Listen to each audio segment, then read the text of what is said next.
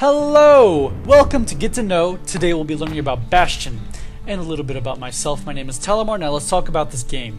Bastion is a single-player game by Supergiant Games and is an isometric hack-and-slash RPG, a lot like Diablo, Torchlight, or Path of Exile, but what makes it stand out is probably the narration storytelling. It's really good.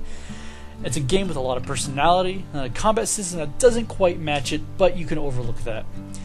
As much as you and I want to listen to me and stare at the title screen of one of the best games ever made, it's time to give a little tappy to the start button and let you people watch me unwrap this wonderful game that you cannot have unless you pay the $10 it normally costs.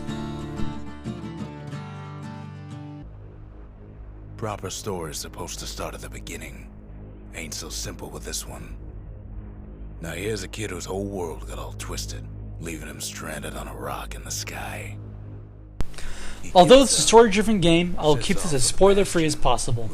As you will hear, an old man with a western voice laced with whiskey will talk to me as I do things in what makes this really cool. He not only says things depending on what kid the dude you control does, but he doesn't repeat anything. This was a really nice treat after hearing stuff like, I'm dancing from Claptrap, or ready to work from the Peasant Warcraft 3 far too many times. I really appreciate this method because although areas can be revisited, everyone doesn't have to start shouting their one significant phrase just because they're in the same spot. If the absence of repetition bothers you, you have the option of turning on subtitles or, playing the game again because it does have a new game plus and leaderboards for various events. Ability? Yes. It has New Game Plus and leaderboards like I just said, but another venue of play can be found within the variety of the game. There is a lot of weapons and spells with their own upgrades, and they're all pretty equal in strength. For example, when I got the dual pistols, I only used them because I thought they were the most fun. But next time I play the game, I may use the spear, or the hammer, or the rifle, or the shotgun, or the dual blades, or the Mega Beam Cannon Ultra Deluxe 3000 of Death, but they're just a bunch of weapons. What makes the weapons very special is that you have to use them in a way to suit their needs. For example, you can't just use the double pistols and go in the middle of everything, you'll die. If you use the hammer, you have to go up close because you can't just throw it. It's a hammer.